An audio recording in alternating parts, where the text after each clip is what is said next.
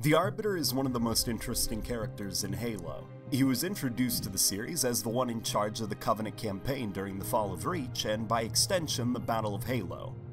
And where we are now currently, he's a changed man, and is a force of change for his whole species, dragging his civilization out of the pits of blind servitude and into the sun as free-thinking individuals, not bound by outdated tradition. The Arbiter is a character whose arc is spanning multiple games, and as someone who personally grew up with this character, it's fun to see where he's going, and I can only wonder what the end of his personal journey will look like. This will be the start of a retrospective series, analyzing the Arbiter, and there's no better place to start than with his introduction. Keep in mind that these are just my personal feelings on the character, and if you feel differently, please feel free to comment below your personal deconstructions. I'd love to hear how you viewed his character. So without further ado, let's begin.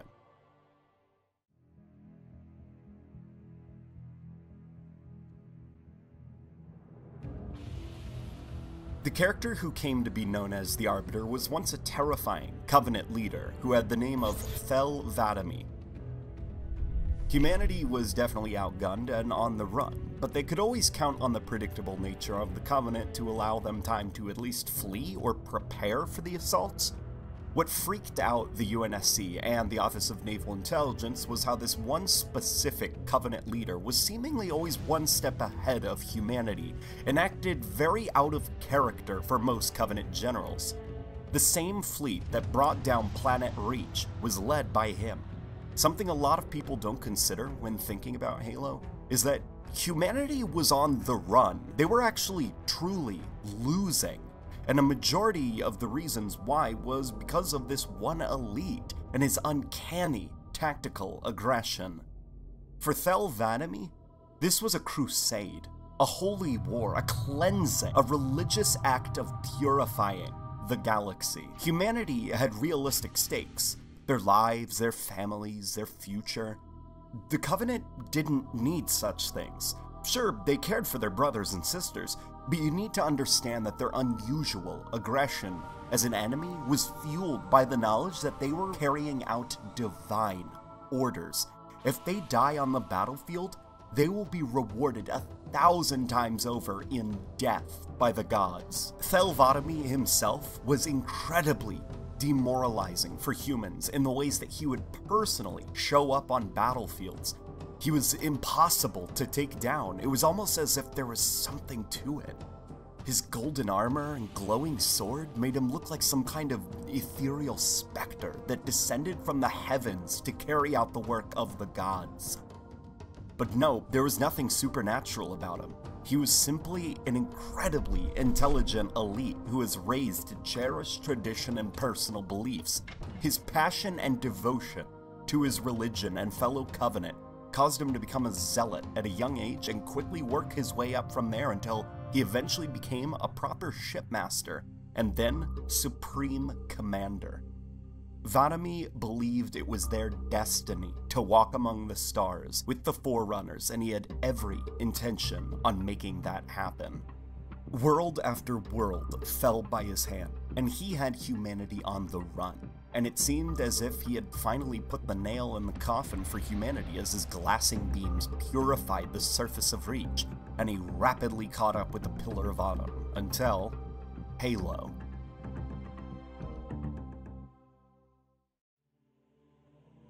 We all know the story of Combat Evolved, and we all know how it ends, so I don't need to recap that. But behind the scenes, a power struggle was going on between the Supreme Commander himself and a representative of the Prophets, the Minister of Ideology. The Minister was attempting to seize control of the operation under the excuse that this was now a religious matter since they found the fabled Halo. This power struggle is part of why the Covenant forces on the ring were so disorganized, despite that same Covenant force being able to take down an entire planet. It was an infuriating mess for the Commander, as this prick politician intentionally was trying to use his personal beliefs as a way to gain political power. If it weren't for the Minister's meddling, Vadami probably would have secured the ring, driven the humans off of it, and continued to finally win the war. But that's not what happened. Despite the best efforts of Thelvotomy, the ring was destroyed. The undefeatable commander had lost. Not only had he lost, the Holy Ring was completely destroyed. This man, who was driven so strongly by his passion and devotion to the Covenant, had just committed an unforgivable sin. To make matters even more humiliating, the demon responsible for Halo's destruction managed to take control of one of their ships and escape alive. Thelvotomy was on his way to becoming a permanent part of Covenant history, and in a way he had.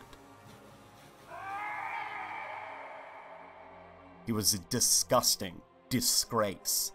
Not only had he lost a pretty damn important battle, he allowed the most holy of monuments, the fabled Halo, to be violated, pillaged, and then destroyed by humanity. It was at this day that Votomy died. His name was taken from him, his armor violently torn off of his body, and his body branded for all to see with the mark of shame. And finally, once his humiliation, torture, and desecration were all done, he would be publicly executed. He was now this nameless, naked creature with no identity and no worth to him. He didn't belong to anybody, especially not the Covenant. He was doomed to die alone, rejected by the brothers and sisters he cared for and fought for. Could you imagine if someone did this to you? Because of a mistake out of your control? You had everything robbed from you. Even your own damn name didn't belong to you anymore. What probably speaks to the humility of Votomy is how he didn't even protest or fight back. He allowed this to happen to him, and he accepted his sentence. This shows this wasn't about power or glory to him. He was fighting for a cause he truly believed in, for a people he truly believed in. When the elite formerly known as Thelvotomy was branded with the mark of shame and stripped of his name and rank, the terrifying, human-slaughtering Covenant general died. In a sort of baptism, being washed in the light of the Arbiter was like a cleansing of sorts, a new beginning. Arbiter even seems to acknowledge this during the campaign. He will serve the prophets as their holy Arbiter, but nothing can remove the mark from his chest. Nothing will give him back his former name. Halo 2 Anniversary provides interesting little character details that add to the flavor of the story. Some choices I disagree with the directing of the cutscenes, but the ones involving the Arbiter are quite strong and breathe a subtle bit of character development in him. When he was wearing the armor in the ship with the other elites, he's visibly embarrassed. He has a hard time looking at the elites around him, and he even has a harder time standing up to the shipmaster, talking him down. Even his little retort to the shipmaster seems pathetic, and the shipmaster seemed to think so as well in the way that he just scoffed. He didn't need to take offense at the Arbiter's retort. It came from an elite wearing the mark of shame, after all. Arbiter once stood on the command deck of capital ships overseeing the glassing of planets. Now, he was in the dirty, rusty belly of a phantom. Arbiter must be truly embarrassed and humiliated to be surrounded by his fellow elites. I was bullied a lot in middle school, and the one thing that I hated that my classmates did was act as if I did something wrong. They'd be talking amongst each other, laughing, until I got close or entered the room. Then they would all stop and just kind of stare in disgust at me. I was a pretty tall kid, so my height made me feel even more self-conscious. I started to feel like a spotlight was on me at all times, and I truly felt embarrassed to even be in the room with other people. I couldn't stand up to go to the bathroom without eyes following me, I couldn't sharpen my pencil, I couldn't cough, raise my hand, anything.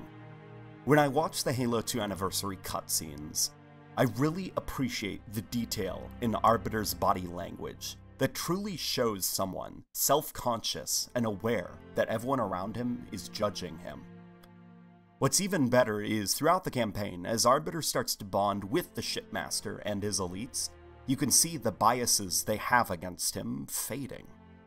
The moment where the Shipmaster's opinion of Arbiter began changing, I believe, is how Arbiter damn near killed himself trying to get the heretic. Remember earlier on when the Shipmaster said, "These are my elites. Their lives matter to me, yours does not." This moment here is Arbiter respecting that. I'm going to cut it. Get everyone back to the ships. It's true, his life doesn't matter. But the elites around him, their lives do. And so Arbiter gives the Shipmaster and his troops enough time to escape before executing his suicidal plan. When Arbiter sees the Shipmaster again, there's no ill will. There's even a bit of respect. And hell, Shipmaster even tries to return the favor at one point by fighting off the Flood to buy Arbiter time. The Shipmaster cares about his elites, his brothers. And now, Arbiter is one of them. When Arbiter is finally betrayed by Tartarus, understand that Arbiter's whole world must be falling apart. He lost his name, his rank, and now he finds that his own prophets have turned on him. I've said before that I'm Russian Orthodox Christian, and these last few years I've been having a bit of a personal crisis of faith myself. It's hard to grow up with a belief that helped shape the person you are, only to eventually start questioning its legitimacy. These last few years have made the story of Halo 2 resonate with me a lot stronger than usual, because I can empathize with Arbiter. I know what he's going through, that feeling of being lost in life. In Halo 2 Anniversary, I'm actually not a fan of this scene's construction because I do feel it misses out on a lot of subtle things from the original cutscene. Like how the prophets are usually presented as having smooth motions and soothing voices, while in the Gravemind cutscene the prophet is grotesque, twitchy, shaky, and just shrieking nonsense. Or how Arbiter is constantly struggling and squirming, and then starts to slow down and listen as the Gravemind talks. Something I actually like in this Gravemind cutscene is that when he's finally confronted with the truth about Halo, you can see Arbiter falling back on old cliches and tropes from his faith. He's struggling and trying to reject the truth because he's scared of it being a lie. He's scared of everything he's ever fought for, his whole life and the history of his species being for nothing. There's something almost poetic about the fact that he's presented with a disgustingly mutated prophet. It's almost like you're seeing the prophet's twisted and corrupt soul. Even when confronted with the truth that he's been betrayed, the truth that the Covenant is a lie, he can't accept that and he lashes out at the Gravemind and Chief. Thankfully, the Gravemind straight up plops him in the middle of a slaughter. If Arbiter doesn't want to listen to words, the Gravemind will show him the truth. Arbiter is forced to witness his own kind, hunted like animals in the woods of the second Halo ring by the orders of the prophets. As Tartarus approaches the control room for the second Halo, he's forced to finally confront the truth and set himself to stopping Tartarus. What I also love is that the Shipmaster here even assists him without question, showing how far they've come from the start of the game. Fel Vadimi slaughtered humans in the millions. He was a Covenant hero. And here, the Arbiter made his first human ally in Johnson. He knows he's gonna have to kill Tartarus and stop the firing of the second Halo. But that doesn't stop him from trying to reason with Tartarus first. He killed the heretic without talk, blinded by faith. But with Tartarus, it's different. Tartarus, the prophets have betrayed us. What I actually really like about this line from the Arbiter is that it feels like he's not saying it to Tartarus. He's saying it to himself. His rebirth is complete. His mind is finally clear. And unfortunately, Tartarus is too far gone. There is a lot to Tartarus that I find interesting. It's hard to tell sometimes if he truly believes in the great journey and the prophets, or if he's more so just blinded by his hatred of the elites and that's what motivates him. so he just refuses to even consider Arbiter's words. It may be worth a video someday, but Tartarus is brought down with the help of Johnson, and the Arbiter finally stands tall. His armor, the mark of shame. These are no longer things that he's ashamed of. As I said, his mind is now clear and he has a new destiny. One that will lead the elites out of slavery and onto a great journey of their own. One that we will explore in another video.